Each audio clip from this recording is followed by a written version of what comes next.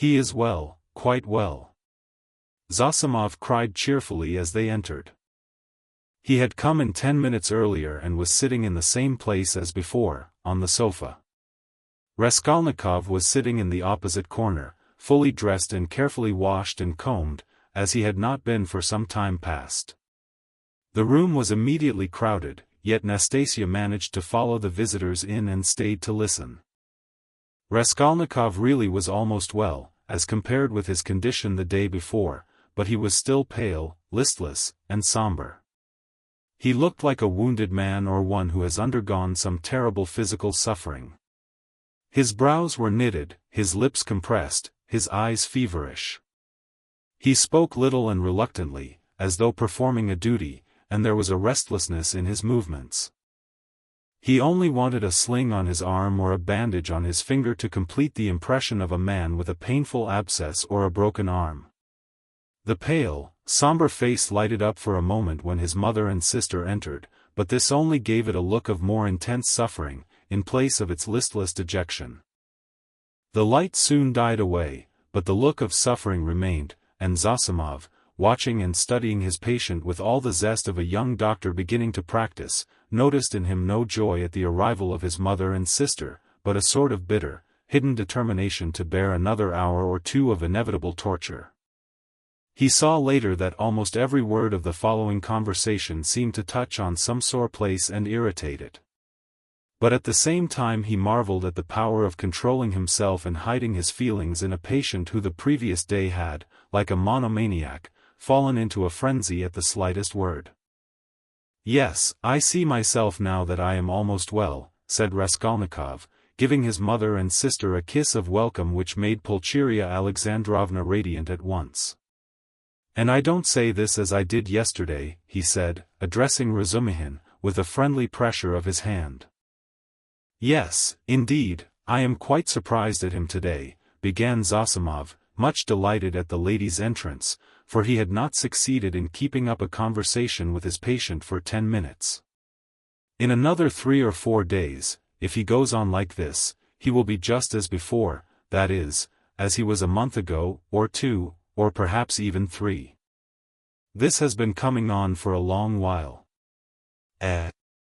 Confess, now, that it has been perhaps your own fault," he added, with a tentative smile, as though still afraid of irritating him.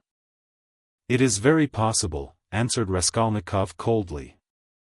"I should say, too," continued Zosimov with zest, "that your complete recovery depends solely on yourself. Now that one can talk to you, I should like to impress upon you that it is essential to avoid the elementary, so to speak, fundamental causes tending to produce your morbid condition. In that case you will be cured, if not, it will go from bad to worse. These fundamental causes I don't know, but they must be known to you. You are an intelligent man, and must have observed yourself, of course. I fancy the first stage of your derangement coincides with your leaving the university. You must not be left without occupation, and so, work in a definite aim set before you might, I fancy, be very beneficial."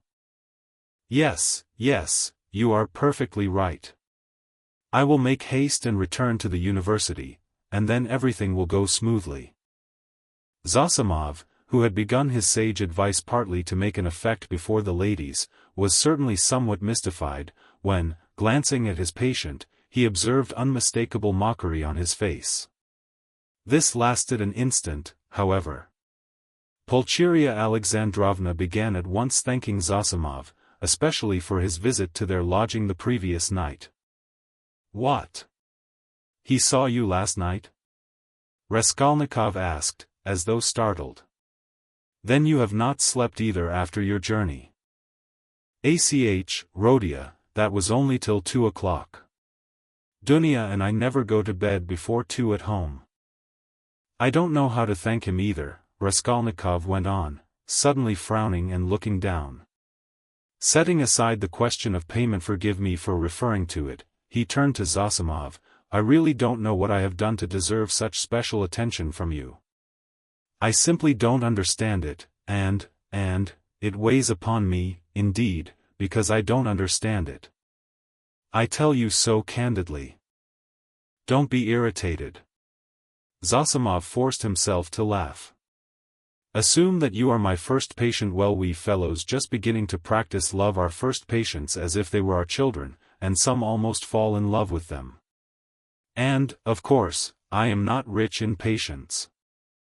I say nothing about him, added Raskolnikov, pointing to Razumihin, though he has had nothing from me either but insult and trouble. What nonsense he is talking.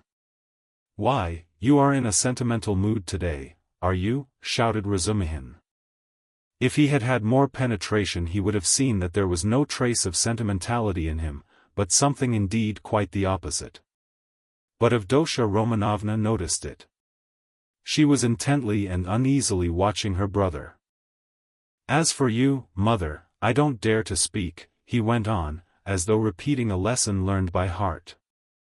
It is only today that I have been able to realize a little how distressed you must have been here yesterday, waiting for me to come back.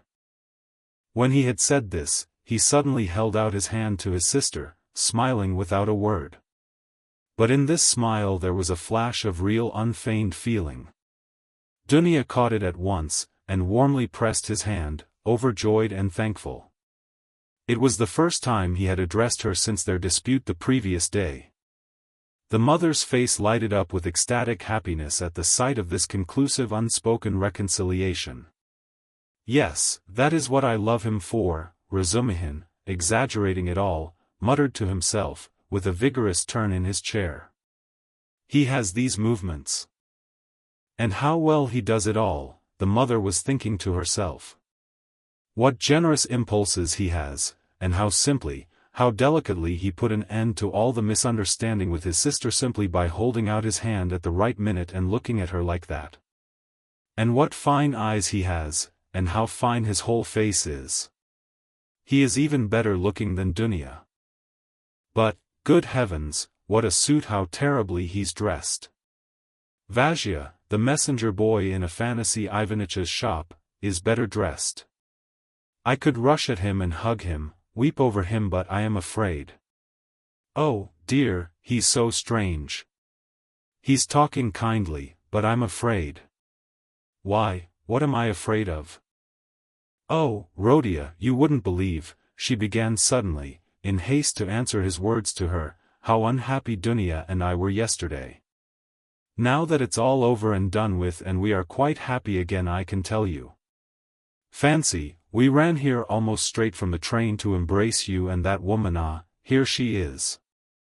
Good morning, Nastasia. She told us at once that you were lying in a high fever and had just run away from the doctor in delirium, and they were looking for you in the streets. You can't imagine how we felt. I couldn't help thinking of the tragic end of Lieutenant Patanchikov, a friend of your father's. You can't remember him, Rhodia, who ran out in the same way in a high fever and fell into the well in the courtyard, and they couldn't pull him out till next day. Of course, we exaggerated things. We were on the point of rushing to find Pyotr Petrovitch to ask him to help. Because we were alone, utterly alone, she said plaintively, and stopped short, suddenly, recollecting it was still somewhat dangerous to speak of Pyotr Petrovitch, although, we are quite happy again. Yes, yes. Of course it's very annoying. Raskolnikov muttered in reply, but with such a preoccupied and inattentive air that Dunya gazed at him in perplexity. What else was it I wanted to say? He went on, trying to recollect. Oh, yes, mother, and you too, Dunya, please don't think that I didn't mean to come and see you today and was waiting for you to come first. What are you saying, Rhodia? Cried Pulcheria Alexandrovna. She, too, was surprised. Is he answering us as a duty? Dunya wondered. Is he being reconciled and asking forgiveness as though he were performing a rite or repeating a lesson? I've only just waked up, and wanted to go to you, but was delayed owing to my clothes. I forgot yesterday to ask her. Nastasia, to wash out the blood. I've only just dressed. Blood? What blood? Pulcheria Alexandrovna asked in alarm. Oh, nothing, don't be uneasy. It was when I was wandering about yesterday, rather delirious, I chanced upon a man who had been run over, a clerk. Delirious? But you remember everything. Razumihin interrupted. That's true, Raskolnikov answered with special carefulness. I remember everything even to the slightest detail, and yet why I did that and went there and said that, I can't clearly explain now. A familiar phenomenon, interposed Zosimov. Actions are sometimes performed in a masterly and most cunning way, while the direction of the actions is deranged and dependent on various morbid impressions. It's like a dream. Perhaps it's a good thing really that he should think me almost a madman, thought Raskolnikov. Why, people in perfect health act in the same way too, observed Dunya, looking uneasily at Zosimov. There is some truth in your observation, the latter replied. In that sense we are certainly all not infrequently like madmen, but with the slight difference that the deranged are somewhat madder, for we must draw a line. A normal man, it is true, hardly exists. Among dozens, perhaps hundreds of thousands, hardly one is to be met with. At the word madman, carelessly dropped by Zosimov in his chatter on his favorite subject, everyone frowned. Raskolnikov sat seeming not to pay attention, plunged in thought with a strange smile on his pale lips. He was still meditating on something. Well, what about the man who was run over? I interrupted you. Razumihin cried hastily. What? Raskolnikov seemed to wake up. Oh. I got spattered with blood helping to carry him to his lodging.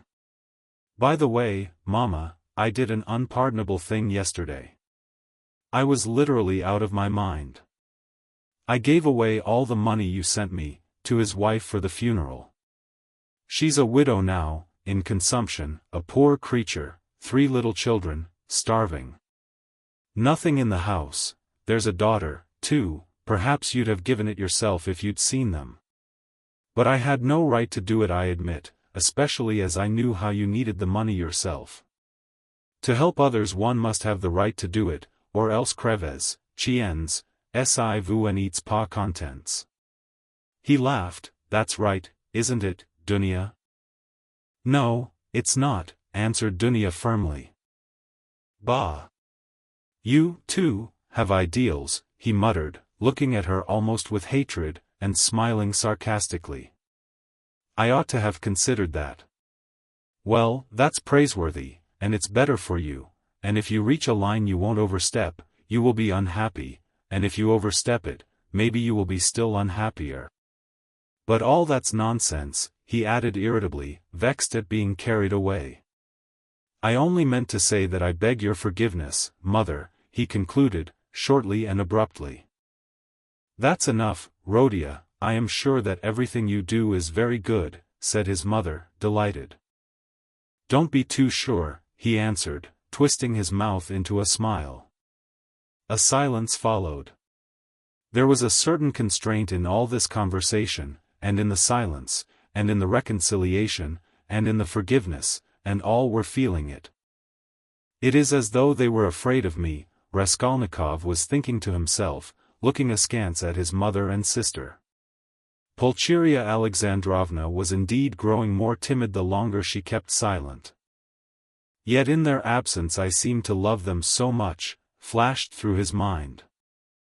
Do you know, Rhodia, Marfa Petrovna is dead, Pulcheria Alexandrovna suddenly blurted out. What Marfa Petrovna? Oh, mercy on us, Marfa Petrovna Svidrigailov. I wrote you so much about her. Yes, I remember. So she's dead. Oh, really? He roused himself suddenly, as if waking up. What did she die of? Only imagine, quite suddenly, Pulcheria Alexandrovna answered hurriedly, encouraged by his curiosity. On the very day I was sending you that letter. Would you believe it, that awful man seems to have been the cause of her death. They say he beat her dreadfully. Why, were they on such bad terms? He asked, addressing his sister. Not at all. Quite the contrary indeed. With her, he was always very patient, considerate even. In fact, all those 7 years of their married life he gave way to her, too much so indeed, in many cases. All of a sudden he seems to have lost patience. Then he could not have been so awful if he controlled himself for 7 years? You seem to be defending him, Dunya. No, no, he's an awful man. I can imagine nothing more awful. Dunya answered, almost with a shudder, knitting her brows, and sinking into thought. That had happened in the morning. Pulcheria Alexandrovna went on hurriedly. And directly afterwards she ordered the horses to be harnessed to drive to the town immediately after dinner. She always used to drive to the town in such cases. She ate a very good dinner, I am told. After the beating? That was always her habit, and immediately after dinner, so as not to be late in starting, she went to the bathhouse. You see, she was undergoing some treatment with baths. They have a cold spring there, and she used to bathe in it regularly every day, and no sooner had she got into the water when she suddenly had a stroke. I should think so, said Zosimov. And did he beat her badly? What does that matter, put in Dunya. But I don't know why you want to tell us such gossip, mother, said Raskolnikov irritably, as it were in spite of himself. Ah, my dear, I don't know what to talk about, broke from Pulcheria Alexandrovna. Why, are you all afraid of me? He asked, with a constrained smile. That's certainly true, said Dunya, looking directly and sternly at her brother. Mother was crossing herself with terror as she came up the stairs. His face worked, as though in convulsion. What are you saying, Dunya? Don't be angry, please, Rodia. Why did you say that, Dunya? Pulcheria Alexandrovna began, overwhelmed. You see, coming here, I was dreaming all the way, in the train, how we should meet, how we should talk over everything together. And I was so happy, I did not notice the journey. But what am I saying? I am happy now. You should not, Dunya. I am happy now simply in seeing you, Rodia. Hush, mother, he muttered in confusion, not looking at her, but pressing her hand. We shall have time to speak freely of everything. As he said this, he was suddenly overwhelmed with confusion and turned pale. Again that awful sensation he had known of late passed with deadly chill over his soul. Again it became suddenly plain and perceptible to him that he had just told a fearful lie, that he would never now be able to speak freely of everything, that he would never again be able to speak of anything to anyone. The anguish of this thought was such that for a moment he almost forgot himself. He got up from his seat, and not looking at anyone walked towards the door. What are you about? Cried Razumihin, clutching him by the arm. He sat down again, and began looking about him, in silence. They were all looking at him in perplexity. But what are you all so dull for? He shouted, suddenly and quite unexpectedly. Do say something. What's the use of sitting like this? Come, do speak. Let us talk. We meet together and sit in silence. Come, anything. Thank God, I was afraid the same thing as yesterday was beginning again, said Pulcheria Alexandrovna, crossing herself. What is the matter, Rodia? Asked Avdotya Romanovna, distrustfully. Oh, nothing. I remembered something, he answered, and suddenly laughed. Well, if you remembered something, that's all right. I was beginning to think, muttered Zosimov, getting up from the sofa. It is time for me to be off. I will look in again perhaps, if I can. He made his bows, and went out. What an excellent man, observed Pulcheria Alexandrovna. Yes, excellent, splendid, well-educated, intelligent, Raskolnikov began, suddenly speaking with surprising rapidity, and a liveliness he had not shown till then. I can't remember where I met him before my illness. I believe I have met him somewhere. And this is a good man, too, he nodded at Razumihin. Do you like him, Dunya? He asked her, and suddenly, for some unknown reason, laughed. Very much, answered Dunya. Phoo, what a pig you are. Razumihin protested, blushing in terrible confusion, and he got up from his chair. Pulcheria Alexandrovna smiled faintly, but Raskolnikov laughed aloud. Where are you off to? I must go. You need not at all. Stay. Zosimov has gone, so you must. Don't go. What's the time? Is it 12 o'clock? What a pretty watch you have got, Dunya. But why are you all silent again? I do all the talking. It was a present from Marfa Petrovna, answered Dunya. And a very expensive one, added Pulcheria Alexandrovna.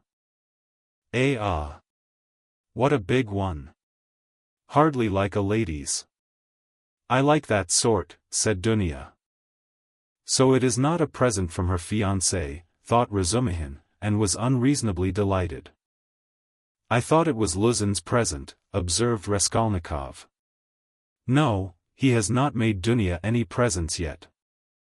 And do you remember, mother, I was in love and wanted to get married, he said suddenly, looking at his mother, who was disconcerted by the sudden change of subject and the way he spoke of it. Oh, yes, my dear. Pulcheria Alexandrovna exchanged glances with Dunya and Razumihin. Yes. What shall I tell you? I don't remember much indeed.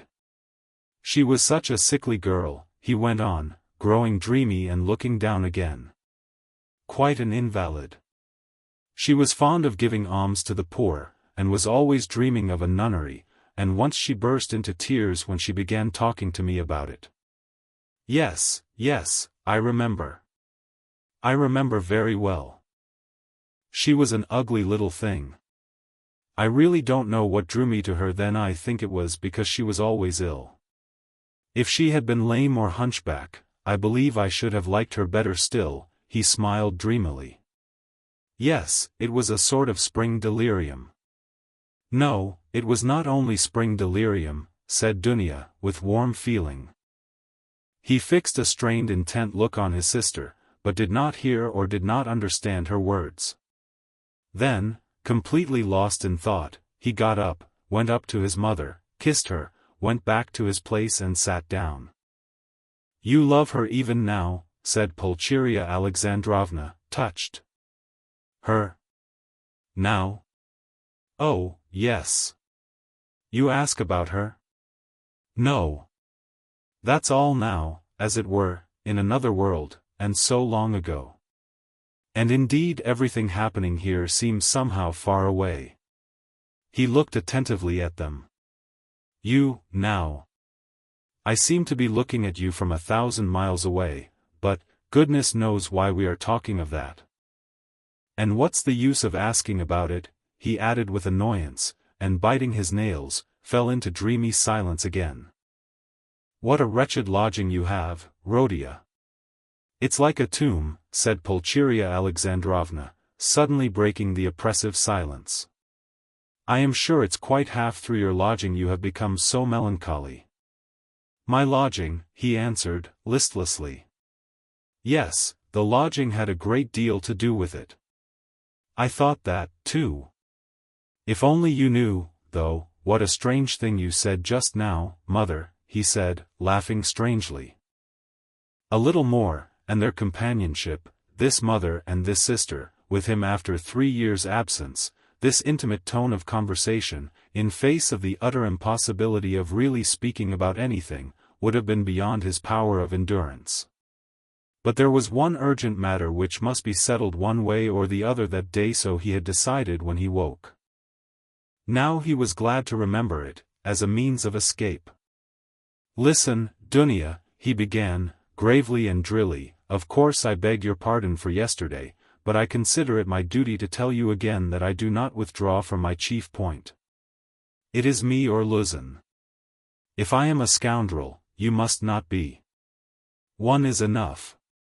If you marry Luzin, I cease at once to look on you as a sister. Rhodia, Rhodia. It is the same as yesterday again, Pulcheria Alexandrovna cried, mournfully. And why do you call yourself a scoundrel? I can't bear it. You said the same yesterday. Brother, Dunya answered firmly and with the same dryness. In all this there is a mistake on your part. I thought it over at night, and found out the mistake. It is all because you seem to fancy I am sacrificing myself to someone and for someone. That is not the case at all. I am simply marrying for my own sake, because things are hard for me. Though, of course, I shall be glad if I succeed in being useful to my family.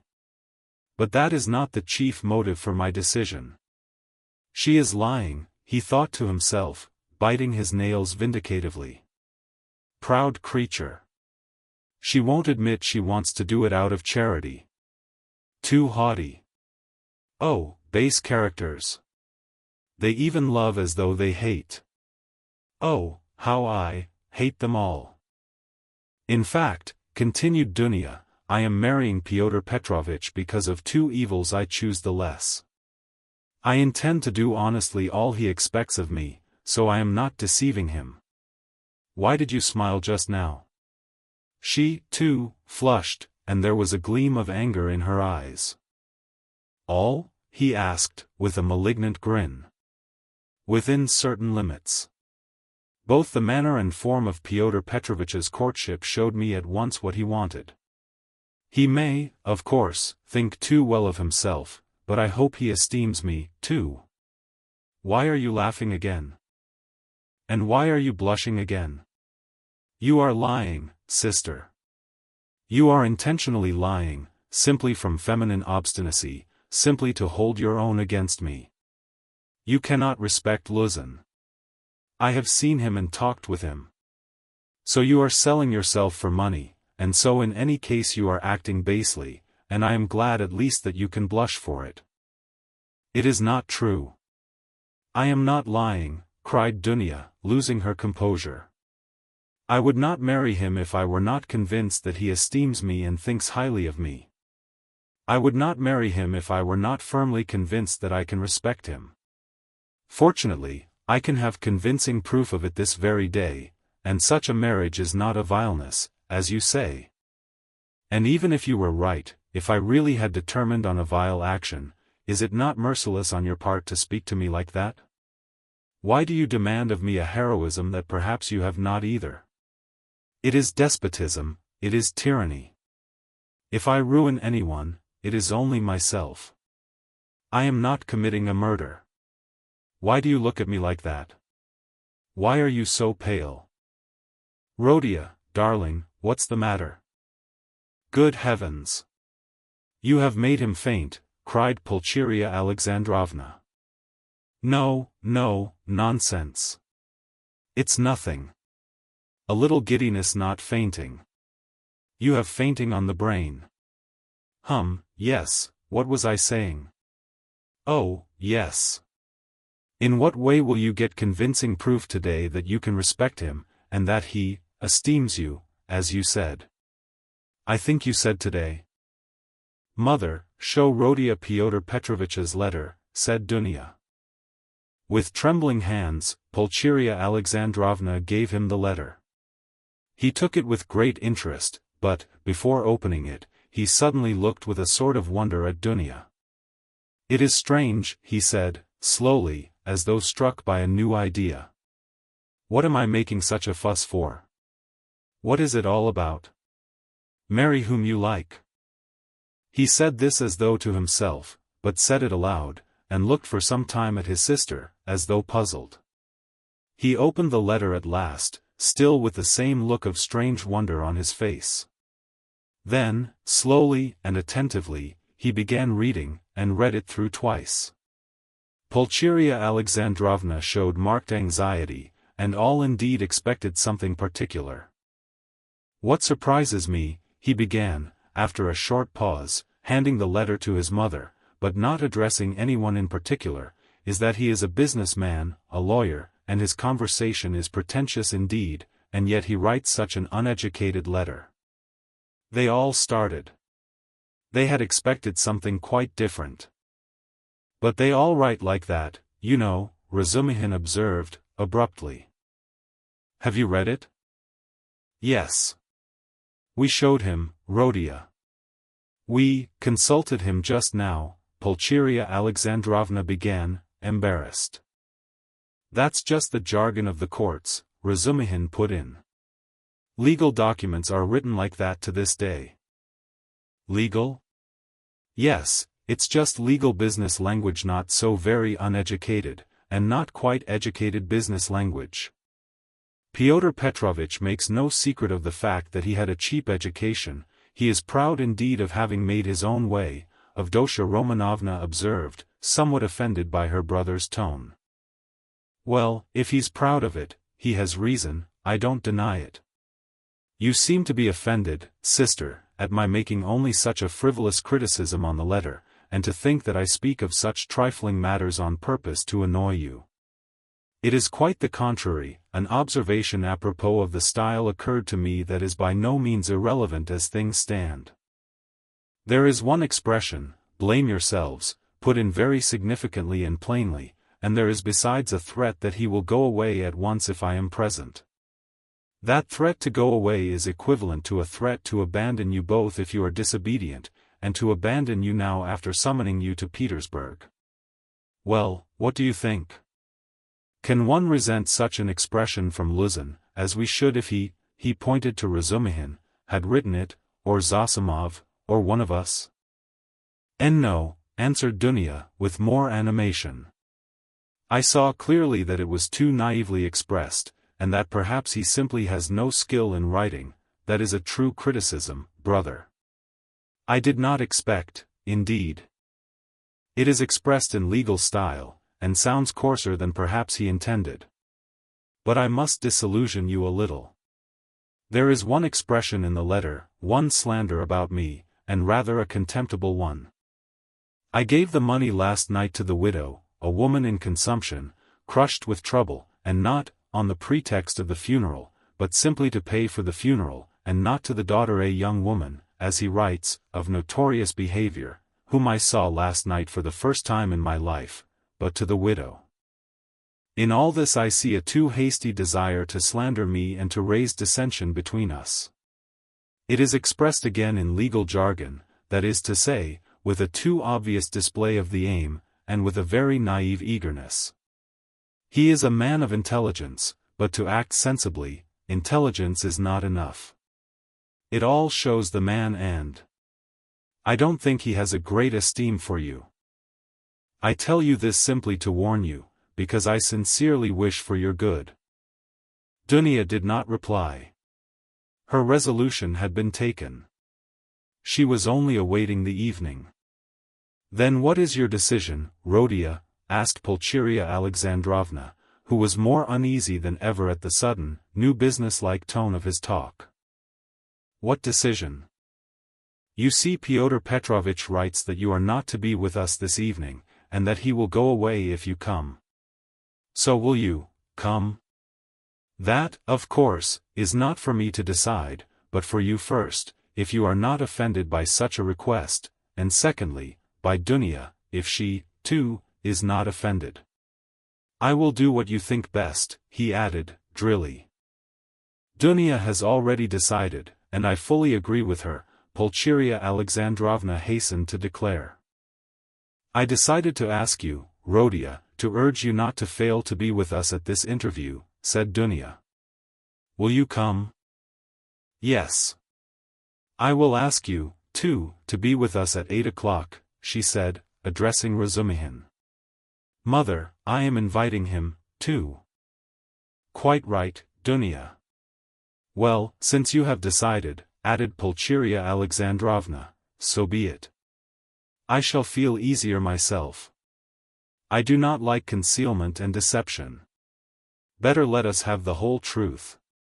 Pyotr Petrovitch may be angry or not, now.